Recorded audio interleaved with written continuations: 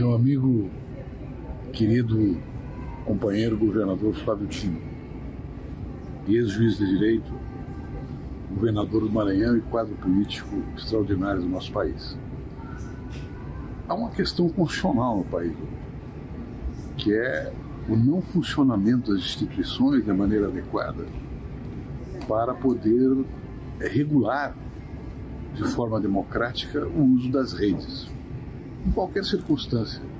Não só questão de natureza política, como também circulação de informação, simplesmente, ou também relacionado com a invasividade que as redes promovem na nossa vida privada, no nosso modo de vida. Eu pergunto, esta poderá brevemente se tornar uma questão constitucional séria aqui no Brasil, dentro do quadro histórico que nós estamos vivendo? Qual é a visão que tu tens a respeito desta regulação e das questões que dela decorrem? Não só na vida íntima das pessoas, na vida familiar, como também, evidentemente, na vida política da cidadania. O meu abraço é essa pergunta que eu te faço e ela vem carregada de todo o respeito que eu tenho pela tua trajetória e como também pela tua grandeza política. Eu fico muito honrado, Juca, com a gentil pergunta do Tarso, porque eu sou de uma geração, no curso de Direito, na condição de estudante, que lia bastante os textos do advogado Tarso Genro, nos anos 80, do século pretérito. E por isso sempre o considerei como uma espécie de professor emérito na chamada teoria crítica do direito, comprometida com os mais pobres, com aqueles que mais precisam da regulação jurídica para ter os seus direitos atendidos. E por esta condição é que eu compreendo bem a questão que o Tarso coloca a partir de uma premissa. É verdade que o direito não pode tudo.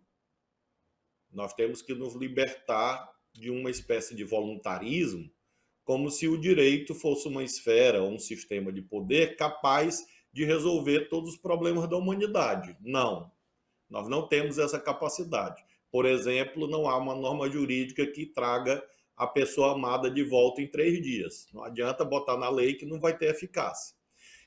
Por outro lado, o outro extremo também deve ser afastado. O extremo segundo o qual o direito é impotente diante de novas ilicitudes, crimes, entre os quais esse que o Tarso se refere.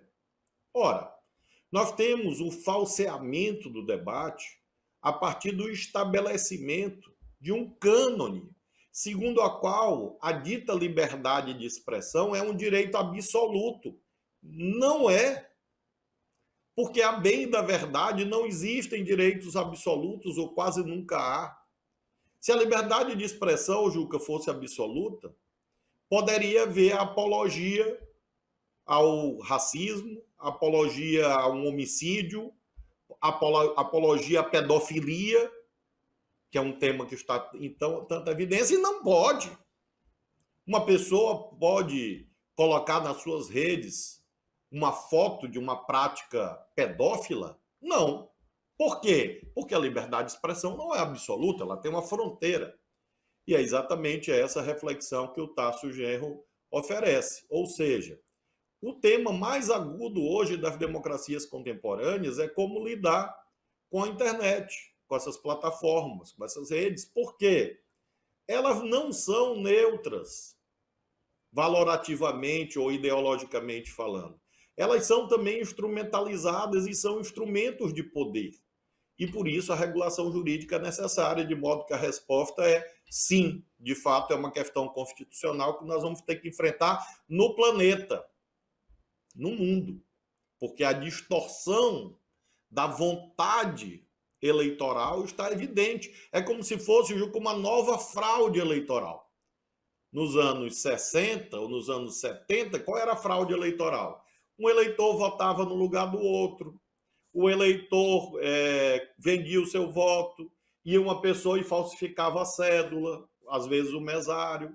Essa era a fraude eleitoral. Vamos chamar isso de fraude eleitoral analógica. Hoje nós temos a fraude eleitoral praticada por intermédio da manipulação de consciências.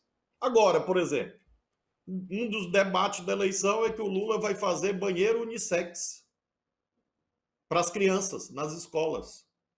Isso é uma fraude. E aí o direito vai dizer, não, eu não posso fazer nada. Acho que o TSE, o Tribunal Superior Eleitoral e o próprio Supremo acertaram e muito. Nós tivemos uma decisão importante agora do ministro Benedito no TSE, indo na direção correta, que é combater a indústria de fake news, que não é combater perfil por perfil, postagem por postagem, porque pela própria natureza das redes, isso equivale a rigorosamente nada. É fazer de conta. E você tem que combater a indústria, combater o sistema econômico. E essa realmente é uma pré-condição fundamental para que a democracia subsista. De modo que o Tasso Genro tem razão, mais uma vez. É uma questão constitucional. Ainda mais no momento em que os mais extremistas fazem o discurso da liberdade de expressão, exatamente para permitir, indo ao exagero, que se faça propaganda da pedofilia.